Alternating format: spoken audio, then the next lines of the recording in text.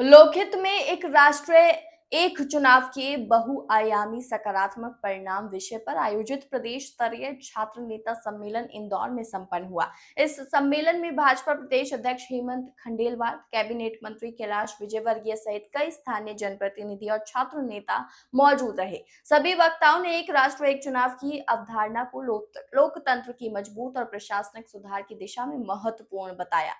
इंदौर में एक राष्ट्र एक चुनाव पर छात्र नेता सम्मेलन संपन्न। भाजपा प्रदेश अध्यक्ष हेमंत खंडेलवाल हुए शामिल। मंत्री कैलाश विजयवर्गीय ने मंच से राहुल गांधी पर किया तीखा प्रहार। कार्यक्रम में बड़ी संख्या में छात्र और छात्र नेता हुए शामिल।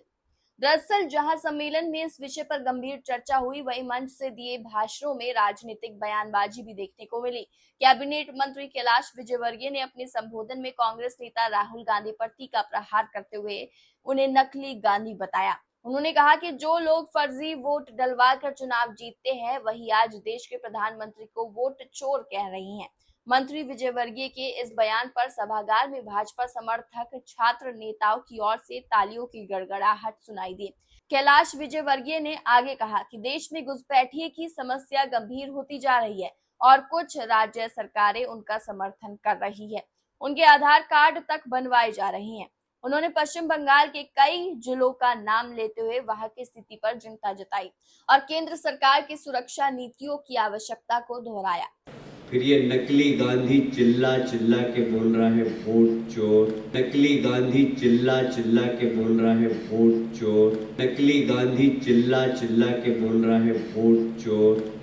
कि राज्य सरकारें अपनी कुर्सी बचाने के लिए देश की आंतरिक सुरक्षा की चिंता नहीं करती है, सिर्फ कुर्सी बचाने की कोशिश करती है। उसका उदाहरण बता, बंगाल में 5 जिले ऐसे हैं जहां आप चले जाओ तो आपको लगेगा ही नहीं कि आप अपने देश के अंदर।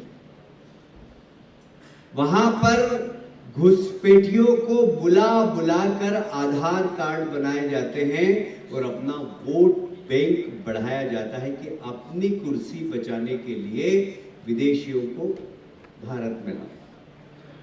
ये राज्य सरकार अपनी कुर्सी बचाने के लिए जो घुसपैठियों को प्रवेश करा रही है, उसके कारण ये सब मौजूद है।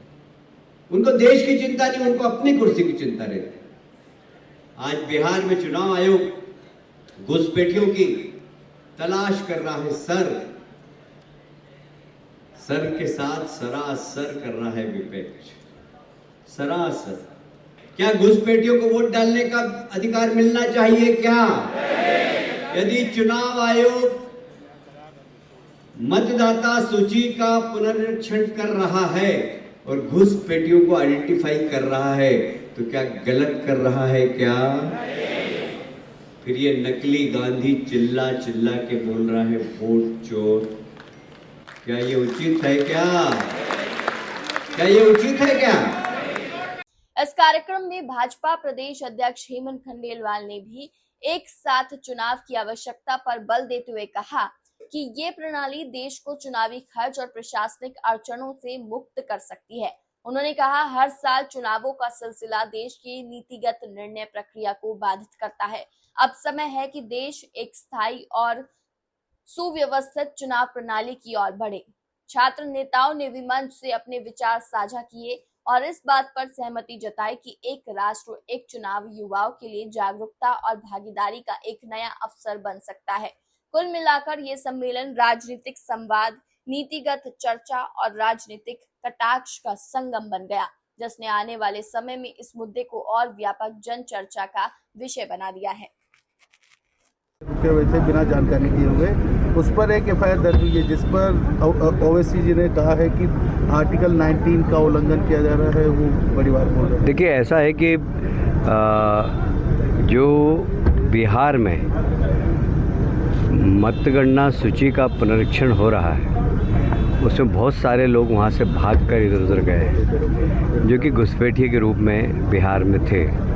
तो हो सकता है उसमें से वो घुसपैठिए हों जो बिहार से खंडवा आए हैं। तो मध्य प्रदेश सरकार बहुत इसके प्रति गंभीर है और ऐसे लोगों के खिलाफ हम सख्त कार्रवाई। सर कल सर, भारत ओवैसी ने को धूल लेकर चटा दी कुछ बोलेंगे? पाकिस्तान को, जो मैच हुआ अद्भुत मैच हुआ, क्या कहना चाहेंगे? और भारत ने पाकिस्तानी खिलाड़ियों से हाथ भी नहीं मिलाया। कल मैं कोई समाचार देख रहा था तो कहा कि रन में भी हम आगे हैं और रण में भी हम आगे हैं। तो भारत ने हमेशा अपनी जो एक श्रेष्ठता है वो हर क्षेत्र में, हर मैदान में सिद्ध की है। मैं सभी खिलाड़ियों को बधाई देता हूं। Thank you sir. क्योंकि सुप्रीम कोर्ट का फैसला है और इसलिए जो भी आगे लीगल होगा उस पर इंतज़ार करेंगे उसका।